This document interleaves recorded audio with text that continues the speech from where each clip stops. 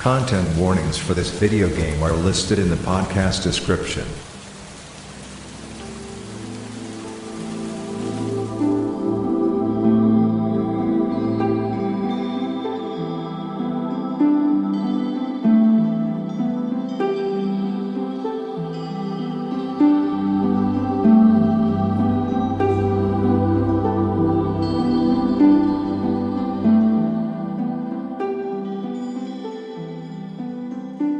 Hello, everyone, and welcome to The Safe Room, a horror game club podcast. I'm your co-host, Grace, and with me is Rose. Hello, gaming. Truly gaming this That's month right. because we played Dino Crisis, That's right. a spiritual successor to Resident Evil. Sometimes we play games on here that are like, is it a survival horror? You can argue it isn't, but this is like survival horror game right here. Yes, that's true. Yeah. I don't know. Do you have anything you want to talk about before we get into the summary? I don't think I have anything on the docket. What did you think of? How did you enjoy it? I liked it pretty well. Yeah. I think it's just very like this is a lot of the same team as Resident Evil 1, right? Which actually I kind of want to play the the PlayStation version of that because I've only played the remake. Right.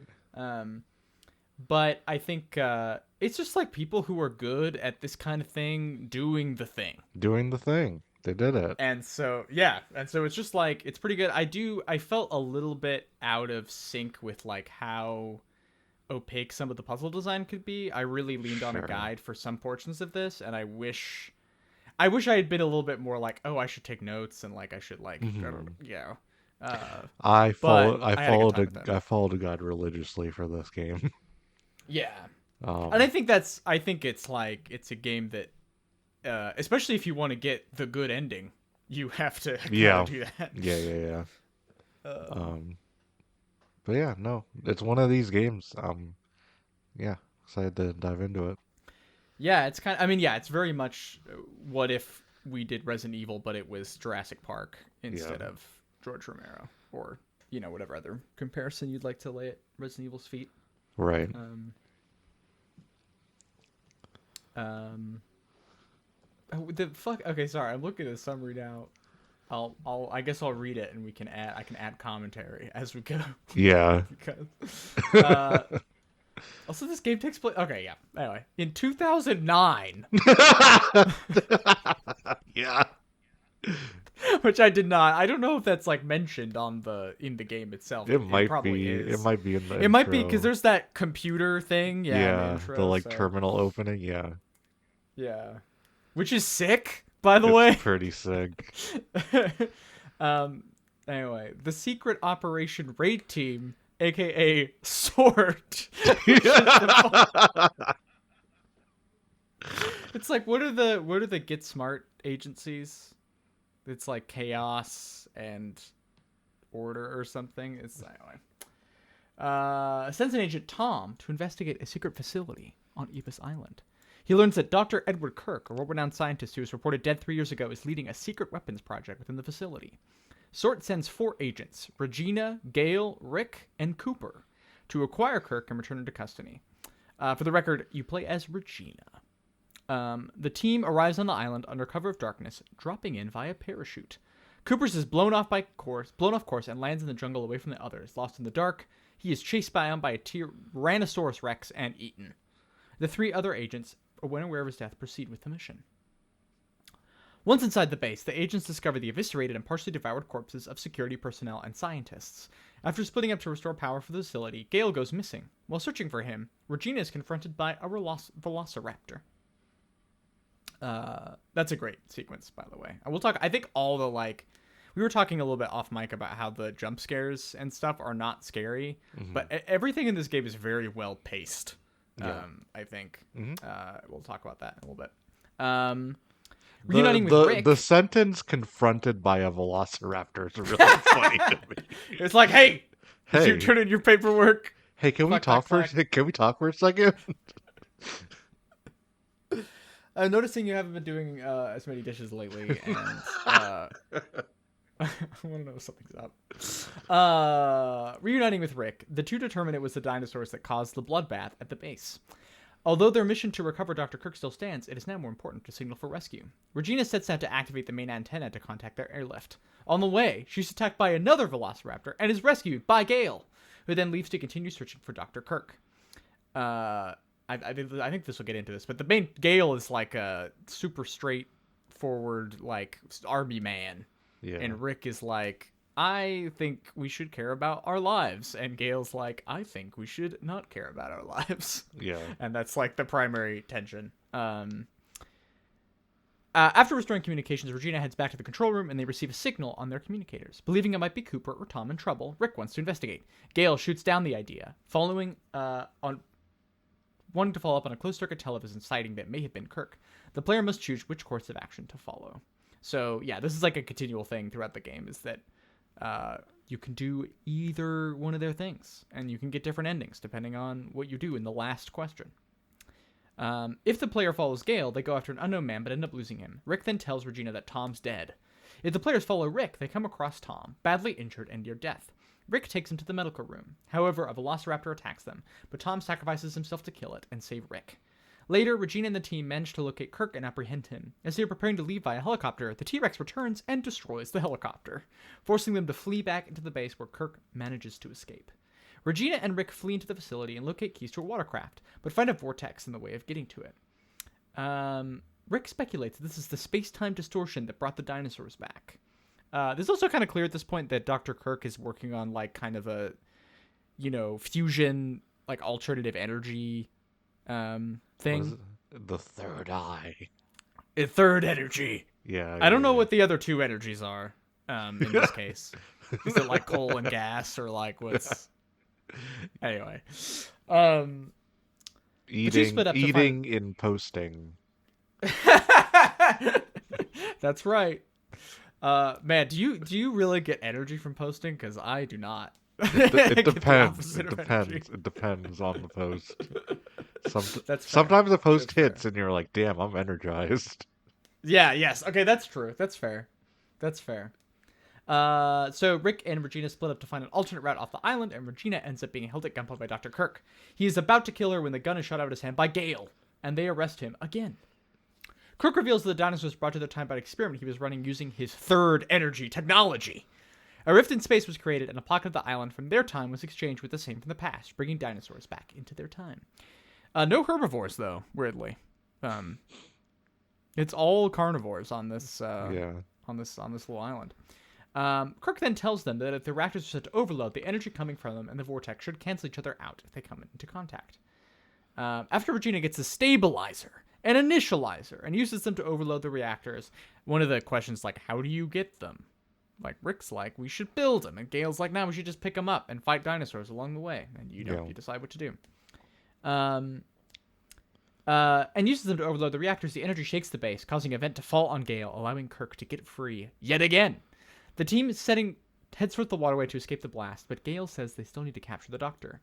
He starts to hobble away on his gun to go after Kirk, and orders Regina and Rick to leave without him if he does not return in 30 minutes. Regina is given the choice to go after Dr. Kirk with Gale or escape with Rick. Different endings are possible based on the choice the player makes. The endings all involve a battle with a T-Rex and escaping the island via a watercraft or a helicopter. If Regina chases Kirk, Gale will reveal that the whole mission was a front, and the government did not want Kirk, but instead wanted the third energy to use in warfare. After giving Regina a disc containing all the data for the third energy, Gale dies from his injuries. Regina, Rick, and Dr. Kirk then escape the island. Another ending sees Regina knocking out Gale and leaving instead of chasing Dr. Kirk, allowing him to escape. In the game's best ending, Regina knocks out Gale and chases Kirk by herself, resulting in his capture, and the team escaped him by helicopter. So you can also go after Dr. Kirk with Gale and get a very similar outcome. Yeah. Resulting in his capture and the team escaping by helicopter. Regina, regardless of ending, summarizes the fate of all the characters in an email to superiors, and then declaring herself ready for her next assignment. Yeah. Dino Crisis.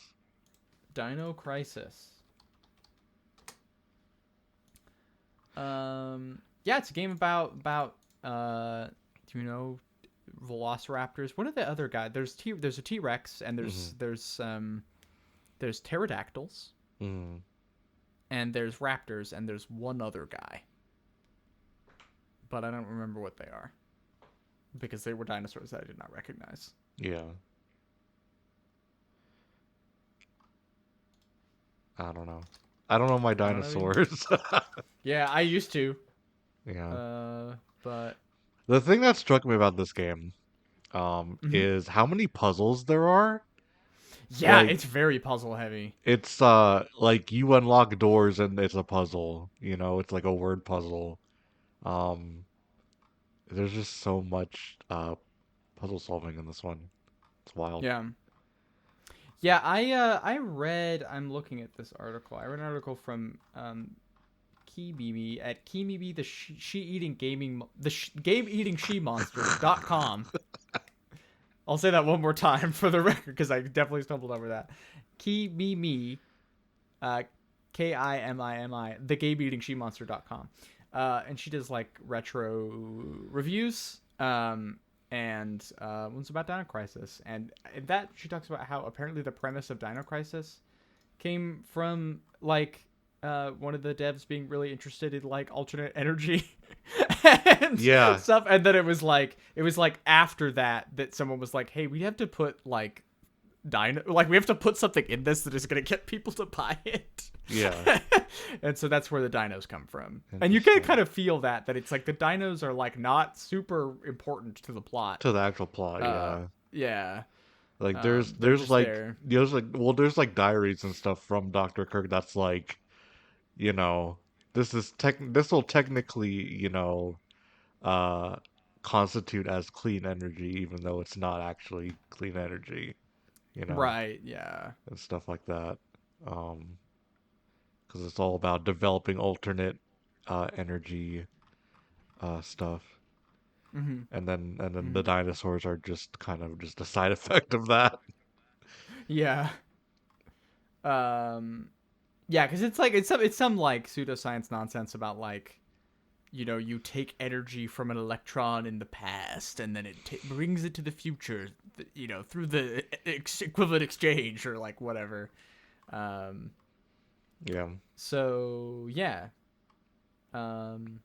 And there's obviously like a lot of like sinister government conspiracy stuff because it's clear that like Kirk / the scientists are like more interested in um using it as a weapon of some kind rather Mhm. than as a clean energy source, right? Yeah. So I mean, yeah, it's nothing especially deep, but it's like fine. It strings you along. It does the thing. I guess, what do you think about Gale and Rick? Um, they're fine. Yeah. It definitely adds to like the kind of like 80s movie pastiche, Mm-hmm. Mm-hmm. Because they're very one note boilerplate. Like, Yeah. I'm the the straightforward, tough laced boss guy, Yeah. and then Rick is the compassionate black man, and it's exactly that. It's exactly like an 80s like horror movie dynamic that is just like, Yes, yeah. all It right. is nice though that Rick is very competent, Yeah, and does not die.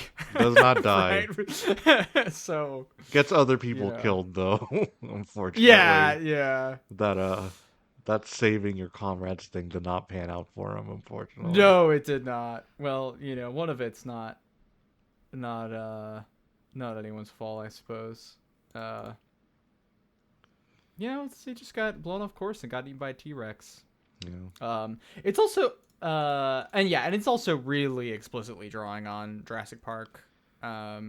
Obviously, I was like wondering if they just took the T-Rex sound, like stole it, because it's like the same sound, It wouldn't And surprise I'm like, me. did they recreate it, or did they just like, whatever? Rick at some point does go like, this is like one of those movies. Yes, yeah, Just like, which all is right. cute. Yeah, like it's I mean, it's pretty silly, right? But I think it's like it's fun. Um, by the way, I may have gotten this article wrong because I cannot find a thing about Dino Crisis on Kimimi the Game Eating She Monster.com. I can find something about Dino Crisis 2, but not Yeah. 1. So, anyway, may have learned that information from somewhere else, and I'm sorry to that person for misciting you. Yeah, and the rest of it is basically like survival horror stuff. You get different weapons. You can kind of augment with like stuff parts you find in the world, and then use different kinds of ammunition. You have limited amounts of ammunition, so you're encouraged to avoid enemies whenever possible, outside of like, you know, kind of boss battle confrontations, which are just basically with this T-Rex like over and over again. Yeah. This is sort of, the T-Rex is kind of a proto Mr. X, or they got Stars, the guy from Resident Evil 3, in that it's like this enemy that stalks you throughout the entire game and that can show up at any time and ruin things. Yeah. Right. And that stuff is pretty fun. And then, I mean, yeah, and the thing is, the tone of it, it's kind of interesting in this way, because like Rose is right, it's a survival horror game, but it's also tonally very action movie, more than horror, because it's like dinosaurs and like a secret base, and it's just not like, it's way more tense than it is scary, right?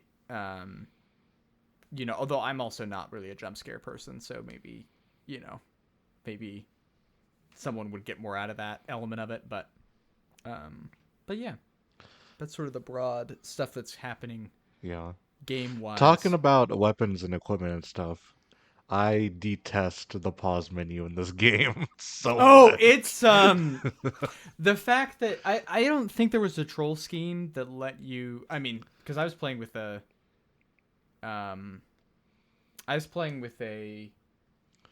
Xbox controller, right? And so there was not a option that let me use B to exit, like to go back, and instead that just like exits you out of everything. It's like the open menu, close menu button, and that did really confuse me. Back in the day, we used triangle on the PlayStation button to go back in menus. Yes, yeah. It was weird.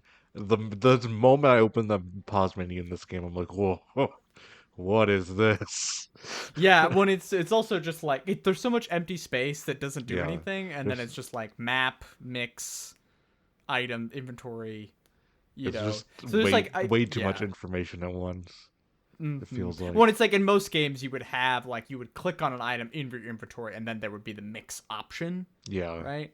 But in this, there's not that, and you also have to like set ammo individually. Yep. For your weapon, which does also like a couple times I like switched to a weapon, popped out, tried to shoot it, and it just went click, and then I'm like, oh, I didn't. I gotta like pause it again, and you know, which in some ways is kind of fun, I guess. But and the fucking map is so useless in this game. The map is awful because like, and also the guide I used was like, go to this room, and I'm like, I don't fucking remember. Well, because all of the rooms have names, and it shows the name when you enter the room, but they don't put that on the map for some reason, even though they consciously gave them all names. Why would you do that? I don't know. Yeah, you can't like scroll over the map or anything. So there's like, I mean, the thing is that this game is simultaneously like super slick and assured, and also like a little bit awkward, and I think that's just like a product of, you know, the time at which it's coming out. It's like super linear, but the moment you go like a centimeter off track of what the intended linearity is, it's just like you get immediately lost. Yeah, you can get really fucked up. Like that beginning bit where you have to go to the control room, you can just go to the room that has the stairs and just wander around, and that's what I did until I used a guide. Oh, I was like wondering, because I was like, you have like a full hour of playtime on me. I didn't send you my complete screen. I should have. And I was like, how did that happen? So now I know. Yeah, a lot of wandering around at the beginning because I didn't know what to do. Yeah, well, it does sometimes. There are a couple sections also where it's like kind of unclear, or it's like you look at a note and that tells you what you need to be doing. You know, and so if you miss that note, or if you didn't, you know, whatever, weren't paying attention. Because I think part of it is like you do kind of have to, and I guess I would recommend, if you going into it and you're like even a little hesitant to use a guide, just like having a notepad next to you and like paying attention to everything that like every note says and looking around, right? It's like a kind of game design that is like become out of fashion, but that is very much just like present here. Yeah. You know. And I think that kind of results like I like I mean, it's not a particularly memorable space visually, but I like the way everything interlocks together. Yep. Like, and the way the whole facility kind of unveils itself, and you move to new areas that then like link back to old areas in cool ways. Like, it's a very like kind of classic like clockwork world situation. Yep. Very Resident Evil in that way. Yeah. Yeah, and it's not quite. I think like maybe part of it is I played the GameCube version, which is like one of the best looking games ever made. Yeah, and like that game has like has some like evocation to it that this doesn't. It really is like office hallways. And kind of like a chic PlayStation science fiction look. Yeah. You know, which definitely has its charms, but it's not like I was not like looking at the game all the time being like, whoa, the fixed camera angles are crazy. Or whatever, no, but right? I do think it does look really good. Yes, it does. Yeah. What I think also it uses, I really like the way sometimes the camera moves with you, and it always is eerie. Like, you're always like, oh, damn, like, I'm about to be attacked, or, a raptor is about to pop out of this wall. And I think that's that, like, the way the game can deploy and set mood through the camera angle stuff is, like, really, really cool. Yeah. The thing I really like, and I don't know if this is, like, a PS1 rendering thing, but when you get to like a cutscene in the game, it does a letterboxed effect. Yeah. And the screen on the top and the bottom have this weird like fade out effect. And I don't know if that's the game or I don't know if that's the PS1, but it always looks sick as hell to me. Yeah, yeah. I like that a lot. Yeah, one also has like I love all the computer interface stuff. I'm sure there's like a Tumblr blog that's like PS1 computer interfaces. Yeah. Because they just have a sort of vibe that this has like in spades, Yeah. Yeah. But I guess I would say like I wouldn't describe it as a game that has like a lot of like atmosphere, like capital A, right? But it's like all very thoughtfully sort of deployed. It's very sharp in that way. Yeah, I would say the most satisfying thing about actually like playing it is just like the general like mastery of the space and like later in the game knowing where to go and being able to sort of just be able to do tasks quicker because you know the space and more, like right, and knowing like where you should kill dinosaurs. Yeah. Because this is where they're going to give you the most trouble and where you should. I also really like the like tranquilizing system stuff that like I ended up like running out pretty early, I think, because I kept getting anesthetic aids to mix with tranquilizers and was like, I have like 50 of these and I have nothing to use them on. Yeah. But I think that stuff is really cool, like the sort of like that you have sort of a second set of ammo that is also limited and doesn't permanently end things, but does like get it out of the way the fastest. And that's like a cool like decision that you have to make, right? Is thinking through like, when do I use this? When do I use the other thing? That stuff's pretty neat. Yep. And I also think generally the game is like pretty. I never felt like comfortable with the amount of ammo I had and felt like, oh, I can just kill everything in my path. I ran out of ammo. I had no ammo for like the last third of this game. So how did you manage the T-Rex at the end? Does it like the game gives you enough ammo to deal with it? Oh damn!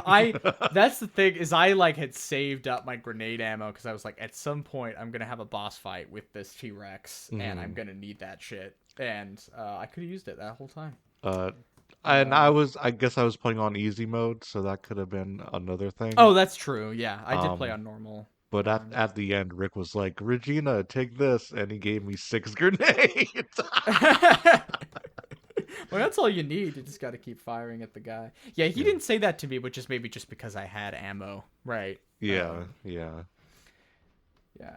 But yeah, I think the T-Rex stuff is so good. Like when it first pops through the office window is such a Yeah. like good surprise. Hmm. And it's also like scary because it really can't just eat you and you're dead, Yeah, you're you fucked. know. Yeah. I Yeah. died multiple. I Um died like 3 times before I figured out that you could just run out the door. You could do that in the office? I like Yeah, that's what I oh did. man, cuz you can like shoot it in the mouth like, 6 times or whatever and then it Yeah. like backs off. No, I just like Yeah, that's what I evaded did. it and ran away.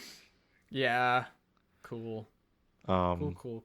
uh, Um this thing also does a thing where it'll, like you mentioned the jump scares, but more relevant to gameplay, you like have to mash buttons to get the T-Rex off of you. Oh Um, yeah. it'll say like danger on the screen and you mash buttons. Yes, yeah. And it And then like and my that favorite one of those. yeah, go ahead. Sorry, go ahead. Finish your thought, and then I'll tell I you was what just my gonna favorite one say is. it kind of it impacts the how fast the T-Rex gets off of you, and just depending on if you do it correctly, like Regina will like punch the dinosaur and get it off her and stuff. Yeah, Um, yeah. It's like that is like I guess I'm kind of like anti-button mashing generally, but it's like a fun little thing. mhm. Um, and it's cool to have like a quick time event also that feels like it has this like doing well at it changes what happens to you in the like game proper. You Yeah. know. Um, my favorite one is when you get picked up by the pterodactyl and you just mash the button and let it go, and then somehow it like falls into a giant fan and explodes. Yeah. Yeah. And I was like, okay, I got out, and I'm gonna have to fight this pterodactyl. And then it like cuts to it like just like unceremoniously flapping into this big like airplane fan, and I was like, okay, like cool, like I'm not upset. I just um thought, yeah. yeah. What were you gonna say? If anything. I think like dinosaurs, but it's fucking Resident Evil, but it's dinosaurs. It's kind of like a shitpost, you know. Um, Yeah, yeah. but I do think they do well with it. Hmm.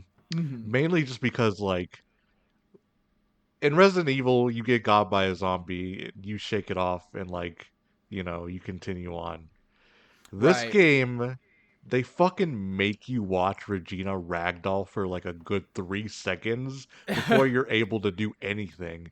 To the point where you Yeah. just like, I just get me the fuck out of this. Jesus Christ. It's Yes. just like Yeah. it's you just feel hopeless anytime you get hit by an enemy. It's crazy. Yeah. Well, it's like I mean, there is definitely like you can learn how to evade stuff, but it is tricky because like they're big, right? Yeah, There's like this physicality to it, the way massive the enemies work. hitboxes too, yeah. Yeah. And so Especially it's like towards the end. it feels really different. It's way less precise than Yeah. Resident Evil is, right? In that way, where it's like it's really easy to hit these guys, but also they take more Yeah. and are faster, Yeah. right? And so it's like it's cool in this way that it's like such a novel take on this like formula that they already Yeah. did stuff with and will continue to do. This is pre Resident Evil 2, I think. So Is it? I thought I think this so. Maybe was I'm wrong. what year Um, was Resident Evil 2? Let me look here. 98, I think. 98. This Yes, is 98. I think I this think is Dino Crisis is 97. I thought it was 99. Oh, it is 99. You're right. Okay. You're right. So I was wrong. Either way, Um, very similar time yeah. frame though. Yes, I mean, I imagine there's some overlapping dev time. I don't know um, how much. They just Although, fucking yeah, I they think. just fucking made games back then, huh? I mean, that's the thing. Well, it's less expensive, right? Yeah. You didn't need as many people. It wasn't as expensive.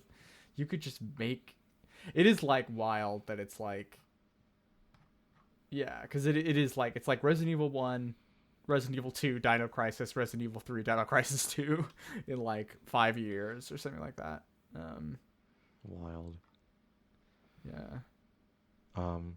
But yeah, especially towards the end of the game where they give you like these big narrow hallways and like 2 dinosaurs that can go fucking fast and the hitbox is Yeah. massive. It's like really tense.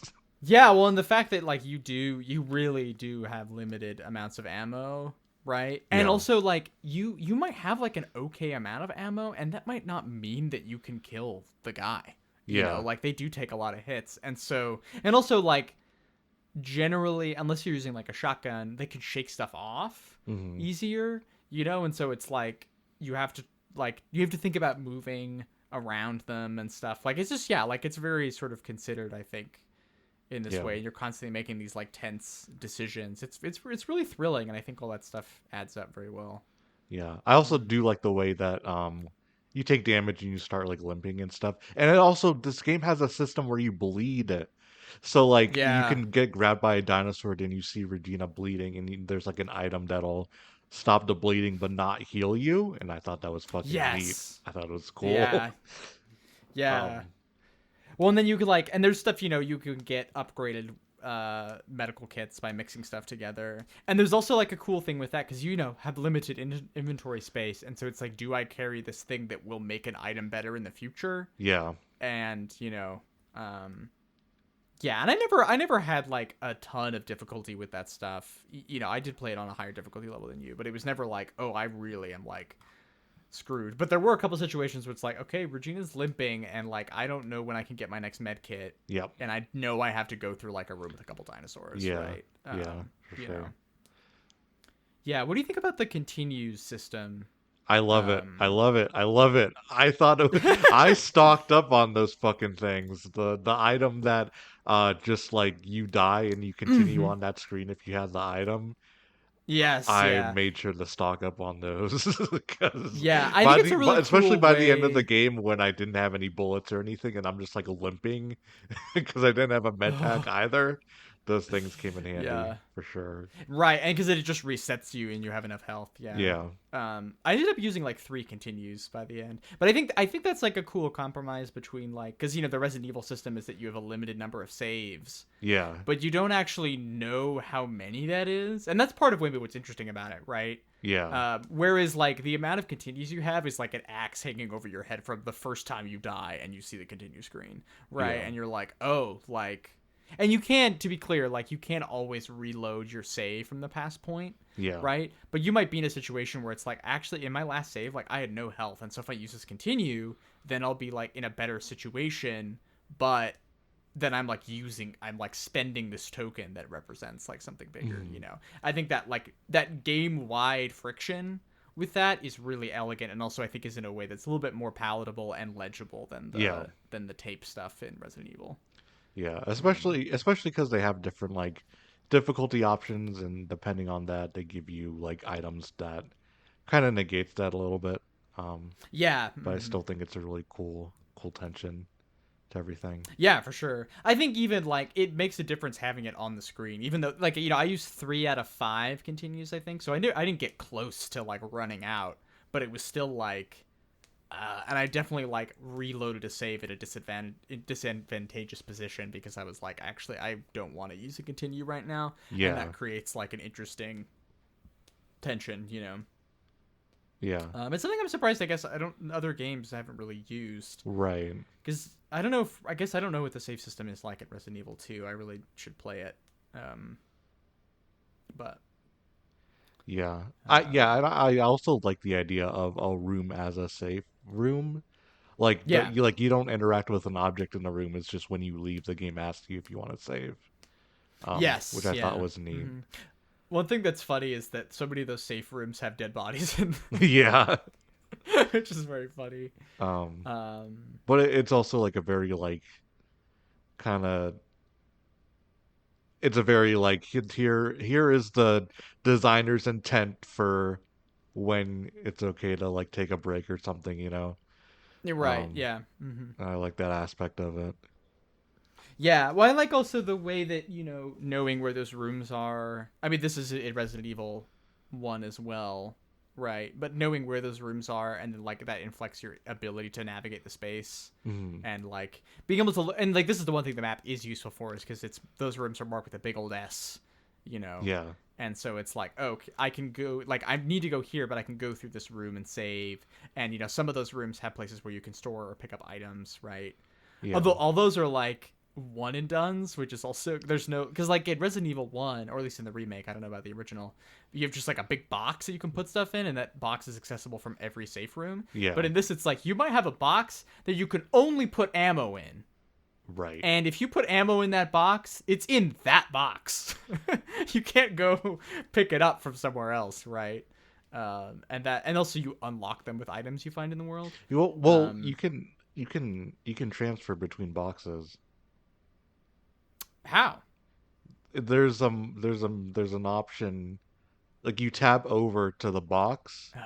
You tap over and it shows all of the boxes. It shows all of the locations, and you can pick from each location. Like if you have, okay. so I did not know it'll this. remember what you put in each box, and so you can be like, I want to get the thing that I put in this box, and so you go over to that box, and it'll pull from that. Yeah, okay. I did not know that. That's wild. But you need plugs to access the boxes. Which always cracked me up, thinking that I would pick up something really important and the game would go, "You got a plug." And I chuckled because I'm 12. It's just like, "You got the plug." I'm well, like, it is like you. it is like rainbow colored. It has like a big triangle shape. Yeah, it's like, all right. You know? I got the plug, I guess. Yeah. You know. What was I gonna say about that? Yeah, so I did not know that, so I did not use it. But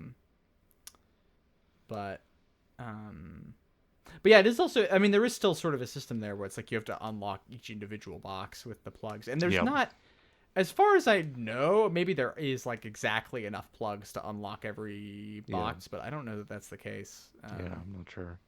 And also, that's one of the things in this game is there is an element of like pixel hunting, where it's like what you can interact with is not always clear, and so you sometimes have to walk around a room and just be like, is this, and sometimes it's really obvious, like the files are always really bright colors and stuff, and so you always know, oh, I can read that.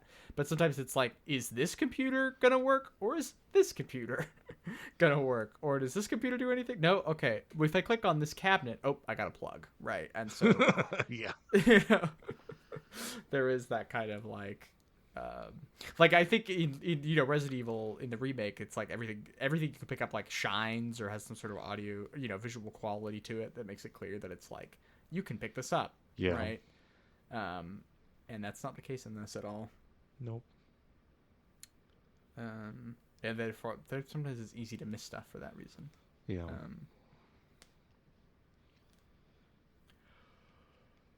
Oh, excuse me.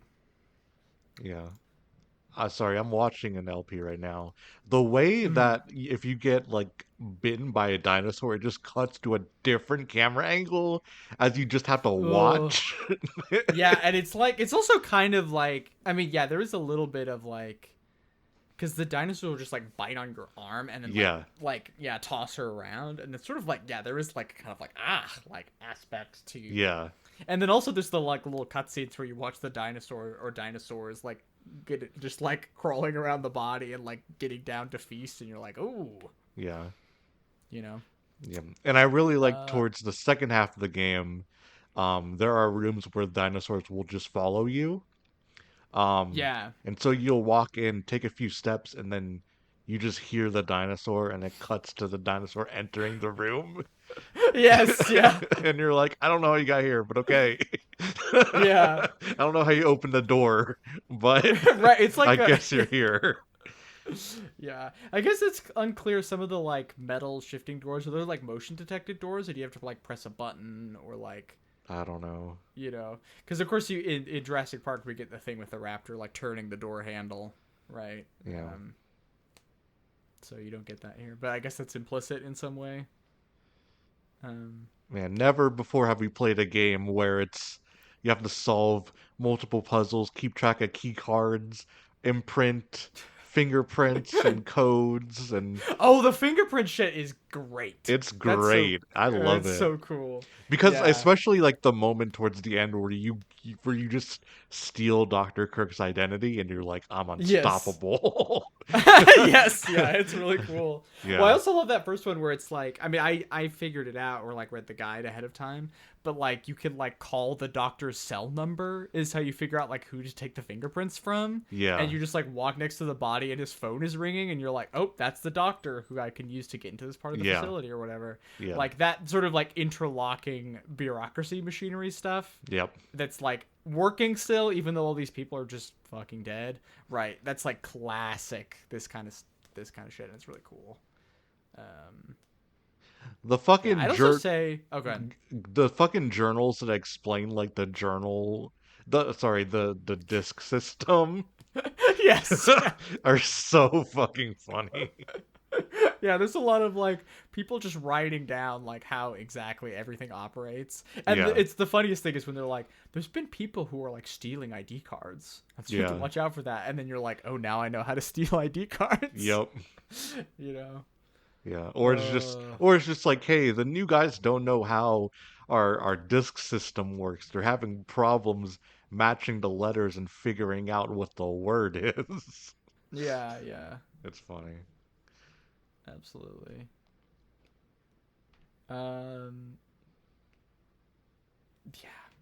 Yeah, the disc thing is silly because it's like basically you have to get two of them. And then you put them into a little panel next to the door.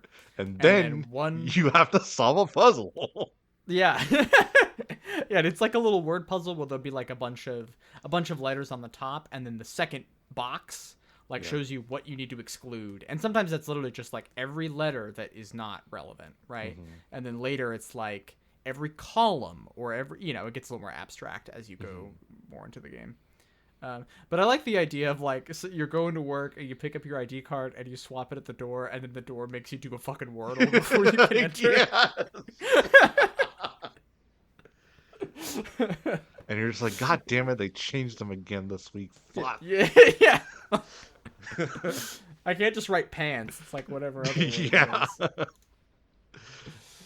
word There was one part towards the latter half of the game where I was following a guide and I got to a door and I didn't have the other key or the other disc. Mm-hmm. And so I had to figure out where it was and like backtrack all the way back out to like the big elevator. Oh yeah. Because I didn't explore the big elevator that much. I didn't know there were multiple bodies in there. Yes, that's right. So I had to go all the way back out for that. Okay, sorry. Speaking of the big elevator, a really cool moment is when you walk into the big elevator to go do something, and the T-Rex shows up. Yep. And then like knocks something over and electrocutes itself, and so it's just like knocked unconscious. Yeah. And then you have to walk past the body again like 4 times, and you're like, is it gonna wake up this time? Yep. Mm-hmm. And it never does. But that's such a cool again, the T-Rex stuff in this is aces. It's especially really cool. when you go to examine it and it says that it's still breathing. Yeah. It's good. Yeah, well, it's also like, I was like, if I was Regina, I would fucking shoot this. I would like crawl into the mouth and fucking, try and... So she's just like, oh, maybe this won't be my problem. Yeah. But yeah, I think that stuff is fun. I'll see you drop a bomb on it at the end of the game. Yeah. Or what ending did you get, I guess? Did you do the ending 3? I did I did the first ending, the one where you just saved Gale. I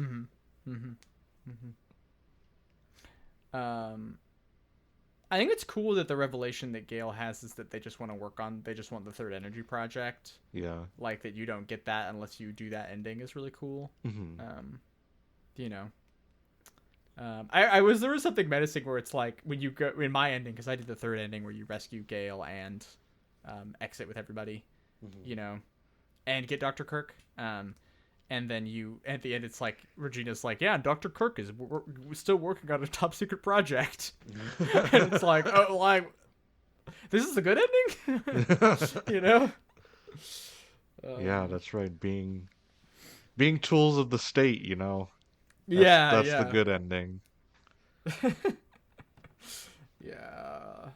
And I mean, I like, it's very rote, but I do like I like the slight differences in how the game works if you choose like Gale or Rick's route of things, and also it's kind of cool because it lets you self-select a little bit because Rick's routes have more puzzles and Gale's have more combat. And so it's like Yeah. if you want to do one or the other, you can choose the thing. Though I mean, Um, I feel like that tension kind of breaks for me mhm. because like if I'm playing. We both play games on deadlines, and if Right. I'm gonna play Dino Crisis, I'm gonna try to play it in the most efficient way I can. And it always ended up being Gale's route that was Oh faster, yeah. except for like the first one where you knock out objectives faster if you do Rick's route. Um, Yeah. but like That's definitely true. and you don't have to interface with the combat. You can just, run past enemies, Right. especially if you have enough revive Yeah. items, like it's not really an issue. And so I think also the thing is that like because there's sort of an idea that the game presents that's like, oh, you're doing the risky thing with going with Gale and it's safer to do Rick's, but like Rick's ones are often like really tough to do. yeah, exactly. Right, like in terms of, so it's like a weirdly like lopsided means of working through Yeah, the stuff, right? Yeah, I mean, yeah, I just think it's a neat like idea. I don't think the execution is like super right. great, but it's kind of fun, and I think also it adds to the, I guess, to put on my GameSpot reviewer hat, it makes it more replayable. Yeah, You you can can try, you unlock more clothes for Regina, Okay, we have to talk about it the Do we you know want the to do Resident we Evil. want to do Regina discourse right now? No, I listen. So I was telling a friend about this game, Hmm. and I mean, Rose knows this, but for the audience who may not have played this, it does the Resident Evil thing where every time you open a door or go upstairs, um, Yes. it plays a little cutscene, where it's like opening the door and you don't know what's behind the door and stuff. And, it works the same way. The people who made this game was like, we gotta give her a fat ass because Yes, exactly. because Because it's like in just Resident Evil, excessive. you don't show the person, it's just the door, right? And in Yeah. this it's like just eye candy. Anyway, I told this to a friend and she was like, video games used to be so beautiful.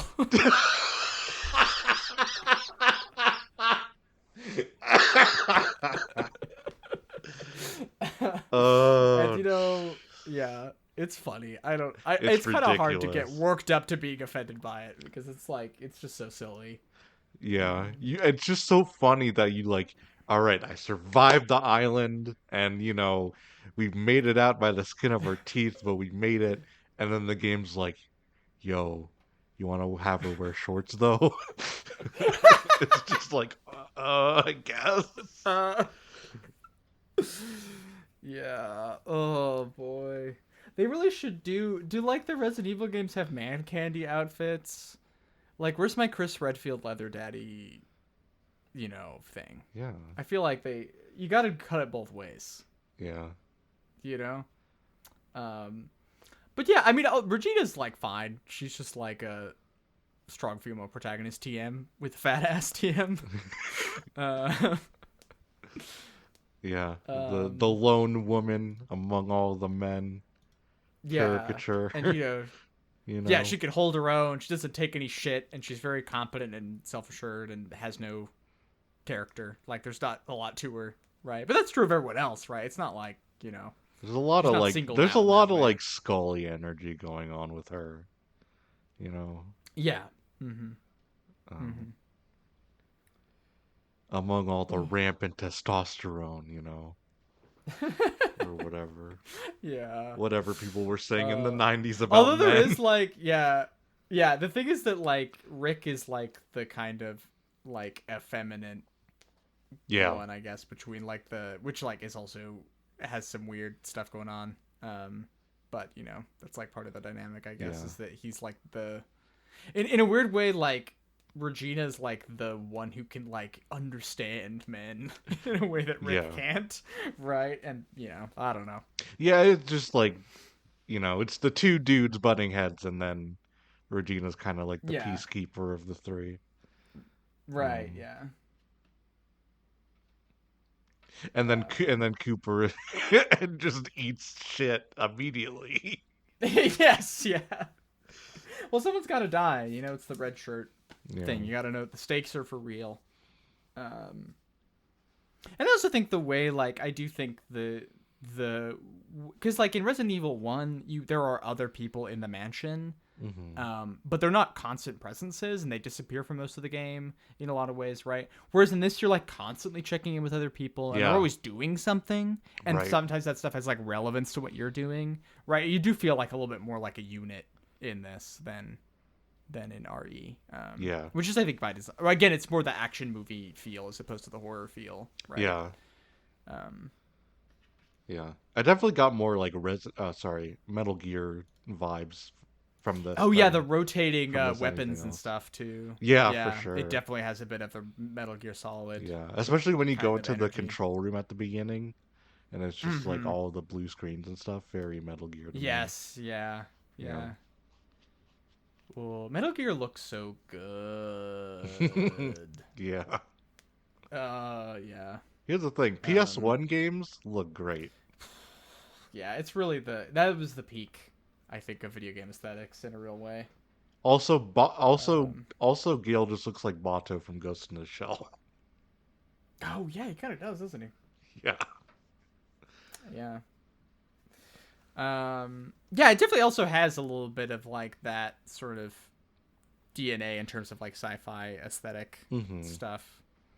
Um, and that's the thing is this game is also really like a science fiction game in a Yeah. way that like the dinosaurs aren't really a super important part of. It's just like what if we can get an energy source to work but it was bad? It's like a classic sci-fi Yeah. thing, you know. Hmm. Um,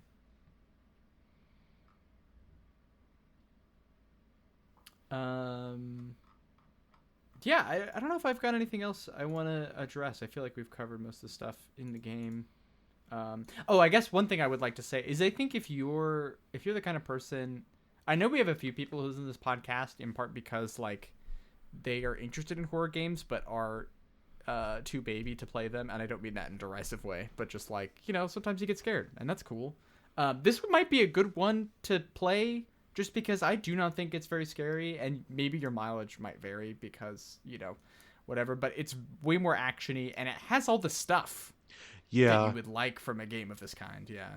Yeah. Like it is a good picture of the thing.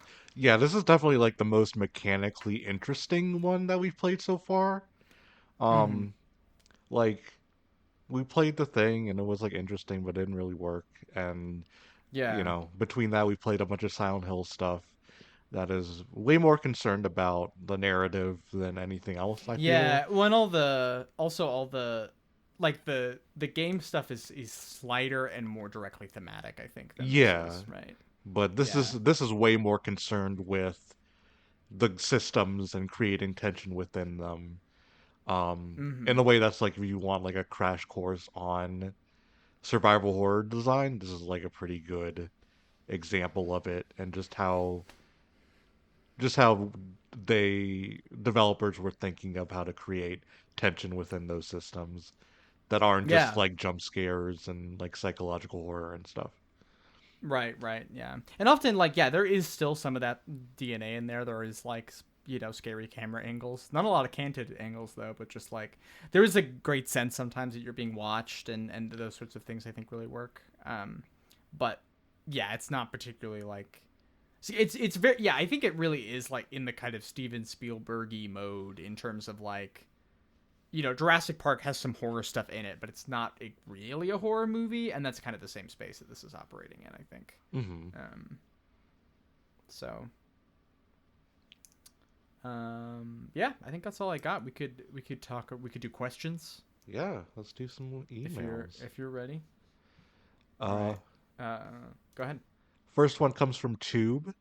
What's the coolest dinosaur? I'm gonna go with the Paleosaur. I think that's the other one. Is it?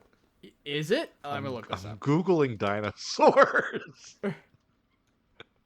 The Paleosaur. Oh no, it's not. This is a seafaring dinosaur. I mean the Paleosaur is pretty cool. I like a Triceratops. I like a Triceratops too. I It's just got think 3 big horns. That's sick. I just think the And head like a of a shield. Triceratops is cool. Yeah. I think that was my favorite as a kid. Um I I think it's cool. So, I think it's cool, and this is partially because I'm from the area, but like that. Steven Spielberg was like, "What if raptors were big?" And then like 2 years later, they found a big raptor in Utah. I think that's cool. So like the Utah Velociraptor is like a cool thing. It's just a big guy, just a big boy. I also think it's sick that apparently raptors use their proto wings to stabilize themselves as they were eating their prey alive by hopping on top of them. That's pretty sick. So I guess maybe that's my pick. Yeah. But the thing is, it's hard to go wrong. Right. They're just very straight. I mean, very majestic creatures, I guess. All right, this one's from Emeris. You're tapped to make a new Dino Crisis game. However, due to legal concerns via Jurassic Park, you have lost the rights to dinosaurs. What animals, extinct or living, do you use as your adversaries in the new game? This is a good one.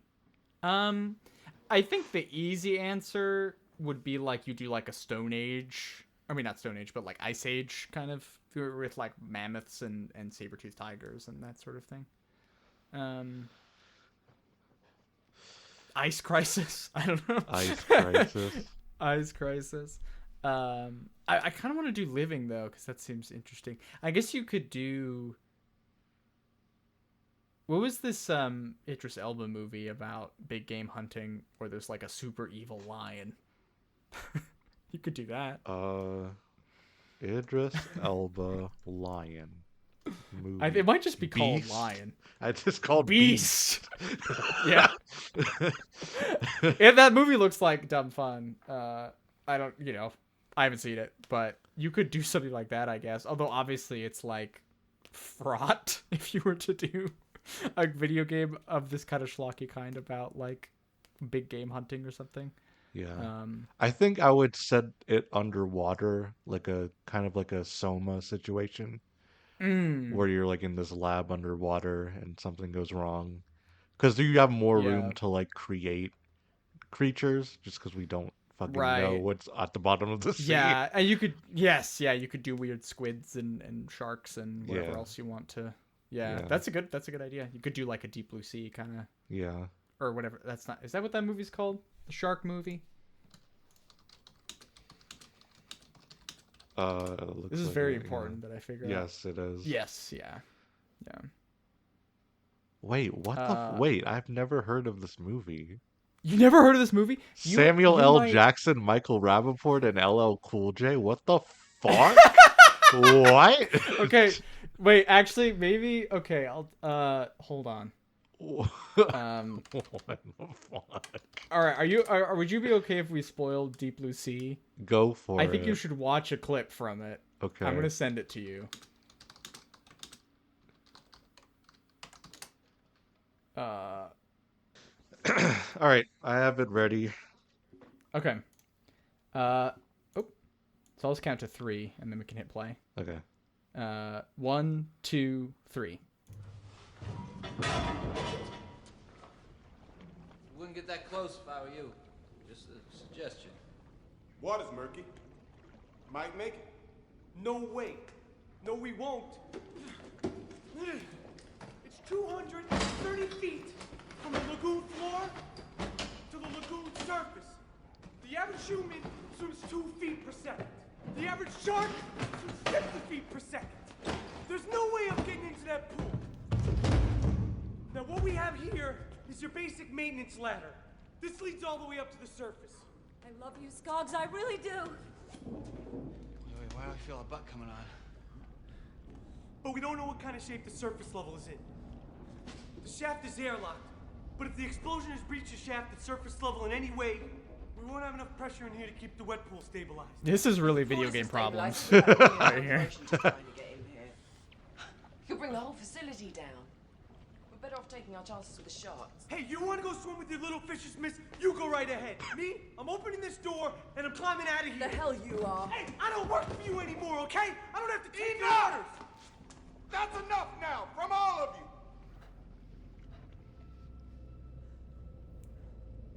you think water's fast, you should see ice.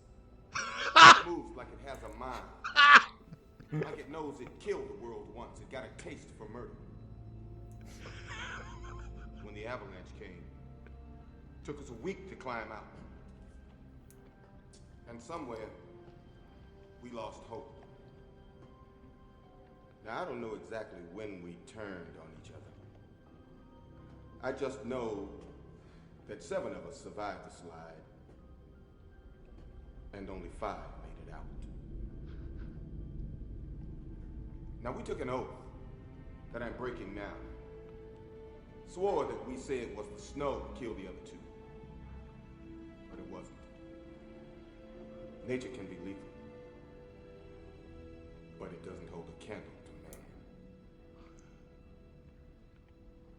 Now, you've seen how bad things can get and how quick they can get that way. Well, they can get a whole lot worse. So we're not going to fight anymore. We're going to pull together and we're going to find a way to get out of here. First, we're going to seal off this room. Holy shit!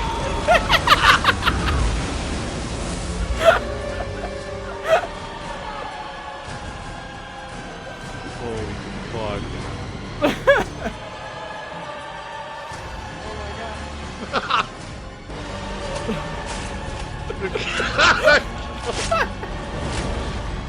Oh my god. Yeah, a lot going on. Just ate him. I like how the description of the video she says this clip is being used for educational purposes only. I'm not moving from here. Someone will come. They'll come. Then they'll get us and we'll be fine. Holy shit. I need to watch this. Yeah. Anyway, so that's all I know about that movie is like that clip used to circle around. Incredible. Yeah. Anyway. Yeah, that's the thing is like that's that like a setting like that would be perfect for a survival horror video game. I guess like Soma kind of goes in a different direction, like and I guess BioShock, but like both of them aren't really about being under the sea. They're just kind of incidentally there. Right. Mm-hmm. Especially BioShock, it's like explicitly. I was watching interviews with the designer, a couple of them when I was playing that game last year, and they were like, the reason it's set underwater is so you can't just leave. Because that's always a question in games. It's like, why don't you just go? You know? And it's a situation where it's like, you literally cannot just leave. You have to find a way to get out. And that's what that facilitates, right? Yeah. So it'd be nice to play a horror game that is actually leaning on water. And it's, being underwater is pretty scary. Yeah. Yeah. Anyway. Some of my favorite parts of Soma is when you're fucking deep underwater, you can't see shit, and you just have to walk, and there's fucking enemies around you. It's good. Yeah. Good. Yeah, I should play. I've never actually picked it up. I never played any of the games from those folks, from the Amnesia team, or much. I started Dark Descent once or twice, but never got very far in it.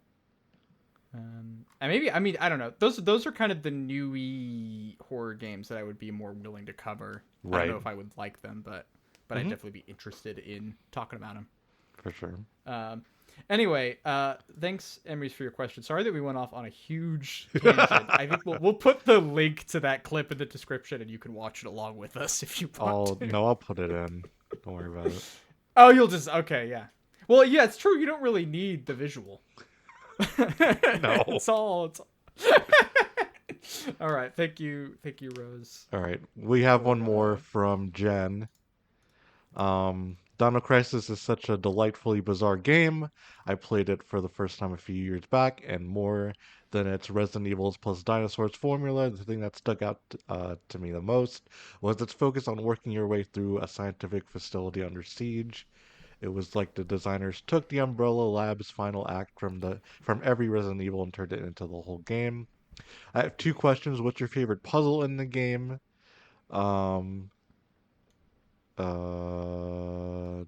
And then did you focus on key cards and interfacing with the facility get old after a while, or was it engaging throughout? I think my favorite puzzle is probably the one I talked about earlier with the fingerprint stuff. I think that like you only do it twice. I think with the whole game. I think that's a really cool mechanic, and like feels like it involves multiple areas of the facility, and thinking through that, I think that is like the game at its best. How about for you? I like the ones. I agree with you. If I had to pick another one, it would be the ones with the towers of squares, and you have to like match up the colors, and you have to Oh yeah. and you have to grab two colors at a time, so you have to figure out how to line it up correctly. Oh yeah, and then there's the second one where there's two columns. And it takes a Yeah, while and to you have figure to out like that it's switch like it you have to between switch. the two. Yeah. Yeah, I like that it's one really a clever. lot. There's some moving block puzzles that are kind of tiresome, but there's like enough. Like, Yeah, I was gonna puzzle ask what your mini-games least favorite ones were, because it was definitely the crane one for me. Yeah. I hated Well, the that. second one where you have to like, because it's also the crane mini games. It's not just like, oh, I have to move the things in the right order. You have like cards that move a specific number of squares, Yes. and it's all very like you have to like program it to move in the right way. Yep. And that stuff is pretty annoying. I hated it. But yeah, I would say I think it was engaging throughout. I think it has a good balance of like kind of all the composite elements, that it never felt like I was doing puzzles exclusively, and it was, and part of that was I did switch, like I did Rick's choice the first two times and then Gail's choice the second two times, and so as the game went on, I was doing more running around, I think, and maybe that helped. But I think that it never, even when a puzzle is tiresome, doesn't take that long for you to get through it, right? Yeah. So I did think the matching the colors up with the levers was kind of goofy. yes, yeah, That I was agree not with that. a puzzle. That's not a puzzle. That's like the Uncharted brand of puzzle Yeah, design. for sure. But otherwise, I thought they were pretty engaging. Yeah, I want to think even those puzzles where it's like it's not really a puzzle. It's like it doesn't take you that long to do it, you know. So it doesn't feel like that much of a pain. It's just like a little bit of an obstacle, or it's like even a means of like you can't do this when a dinosaur is in the room, and so you have to like think about that, you know. Yeah. Yeah. But yeah, thank you all for the delightful questions as always. Yeah. Questions really at appreciate spookygame.club is where you can send them to. Mm-hmm. Is that it for Dino? Did we do it? Is that it for Dino Crisis? Yeah, I think so. Next month we're covering Signalis. That's right. Um, Valentine's Day special. Gotta play the game where the girls are lesbians and gay. yes, that's right. Game about the gay girlfriends. The game about the gay girlfriends. Yeah, I'm excited. I've had this downloaded for a few months. Yep, So, I've ever always since wanted to came out, play so. it, and then I stopped myself because we have a podcast. So what better month to do it than Valentine's Day month, you know? Yeah, there we go. It's Sapphic Saturday, and we got a new Sapphic Saturday. I pulled that out of my ass. That's not really as far as We I'm record aware. these on Saturdays. I know. And I mean, all right. Anyway, but yeah, I'm excited. Yeah. And then I think we'll keep doing Dino Crisis. Oh my god, forward. do you know anything? Did you see anything about Dino Crisis 2? Yes, I did. I saw the stuff you posted. I'm excited. There's a combo system, and you go to a laptop to buy ammo. I don't know what the fuck. They got fucking fuck, who's the name of the guy? I keep forgetting the name of the Resident I Evil don't know. guy. Oh, is it Shinji? Yeah, they get the moment Shinji Mikami steps out of the room, they're like, "All right, action game time." Apparently, I don't know. Why else would they put combos in it?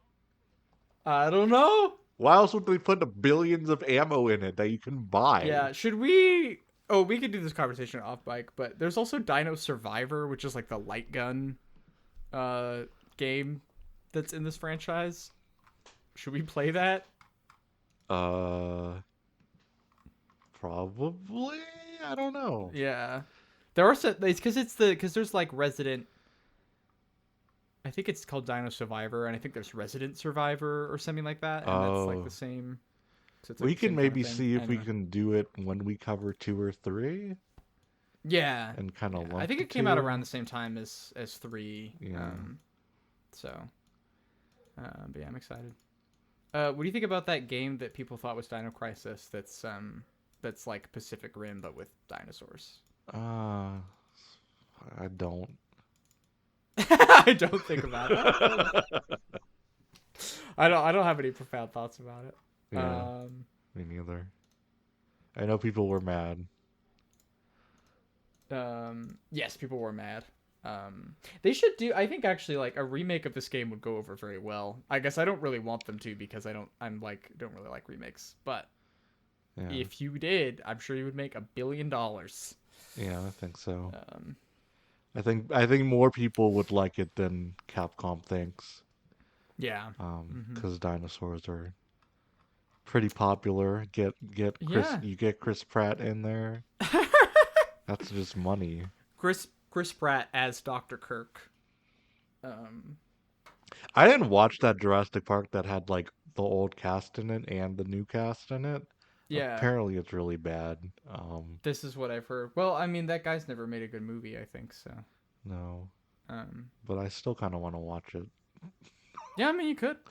People like the You could do anything, Fallen really. Kingdom. Is that what the second one of those is? The new Jurassic What'd you say? Fallen Kingdom, isn't that the second one? Oh, People kind of like that one, or some people do. I don't know. Because it's the guy directed the Orphanage. I think directed it. What? Wait. Yeah. What? No, I promise this is real. Let me. So what I'm saying is like J.A. Bayona. Yeah, who made A Monster Calls and The Orphanage. Huh. And The Impossible, if you remember this movie with Ewan McGregor. No. I mean, it seems kind of bad. It's like a survival disaster movie. That's based on a true story, I think. Wait, starring Naomi Watts, Ian McGregor, and Tom Holland. Oh yeah, Tom Holland's like a little baby in it. He's like one of the kids. That's so funny. Yeah. Yeah. Did that part of the Xbox presentation where they announced Hi-Fi Rush and Shinji Mikami's there and he's like, if people say this is too scary, I'm fucked. Thought that was funny. Yeah, it's cute. Anyway. Yeah. I think that's a podcast. For I think month. we did it. That's a podcast. Well, thank you very much for listening, and we'll catch you next time with Indie Hit Signalis. Rest in peace, Nikki Austin.